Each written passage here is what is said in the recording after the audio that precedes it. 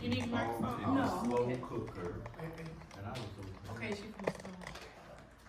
So, hello everyone, my name is Samantha Aberdeen. Today I'll be giving a speech about the different cultural perspectives of The Maid of the Mist by S.E. Schlosser. And The Maid of the Mist is a Canadian folk tale. So first things first, I'm actually going to read the tale to you. So, she lost her husband and her hope at a young age, and the beautiful girl could not find her way through the sorrow upon sorrow that was her lot in life. So she stepped one day into her canoe, singing a death song softly to herself, and paddled out into the current. Soon the canoe was caught by the rough waves and hurtled toward the falls. But as it pitched over and she fell, Hino, the god of thunder who lived in the falls, caught the maiden gently in his arms and carried her to his home beneath the thundering veil of water. Hino and his sons ministered to the grieving girl, and she stayed with them until her heart healed within her. Then the younger son spoke words of love to the maiden, and they married, to the delight of the god of thunder. A young son was born to the couple, and he followed his grandfather everywhere, learning what it meant to be a god of thunder. The only shadow on the happiness of the maiden in the mist was a continual longing to see her people one more time. Her chance came in an unexpected and unwelcome way. A great snake came down the mighty river and poisoned the waters of her people. They grew sick and were dying. Soon the snake would return to devour the dead until my people were all gone. It was Hino himself who gave her the news, and she begged that she might return for 1 hour to warn her people of the danger. The god himself lifted her through the falls and set her down among her people to give warning about the evil snake that was causing such pestilence among them. She advised them to move to a higher country until the danger was past, and they agreed. Then Hino came and took the maiden back to her husband and her home. In a few days, the giant serpent returned to the village, seeking the bodies of those who had died from the poison it had spread. When the snake realized that the people had deserted the village, it hissed in rage and turned upstream to search for them. But Hino heard the voice of the serpent and rose up through the mist of the falls. He threw a great thunderbolt at the creature and killed it in one mighty blast. The giant body of the creature floated downstream and lodged just above the cataract, creating a large semicircle that deflected huge amounts of water into the falls at the place just above the god's home.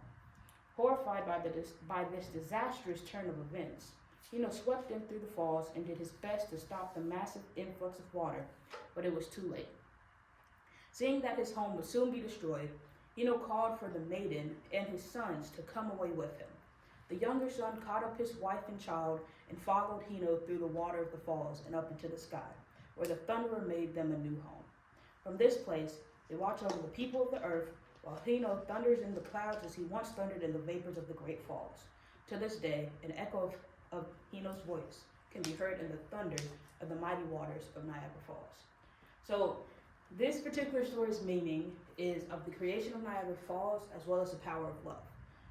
I say this because the maiden's desire to see her people one more time and warn them of the coming danger inadvertently created Niagara Falls.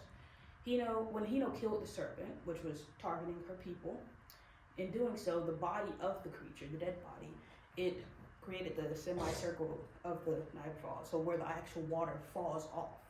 And this is significant to Canadian culture because it shows that love is a powerful thing, and it also gives an explanation to the creation of one of the many wonders of the world. The story can also be used to show how the way the world works. The world is not all puppies and rainbows. It has its ups and its downs, its ebbs and its flows. But one thing that always persists is love. Take the maiden, for example. She lost everything at a young age. And regardless of that, she was still able to love. She found a new love in the arms of her husband and her newfound family. And in the face of losing her people, whom she also holds love for, she was, And in the face of losing her people, whom she also holds love for, she was able to help them and protect them. Her love did that.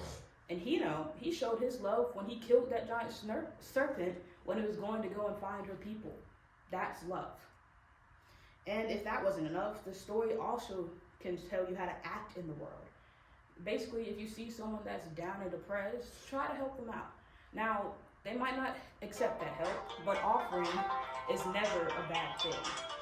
And it also shows that if you know that something bad is going to happen, that you should make an effort to stop it, or at the very least to warn the affected party.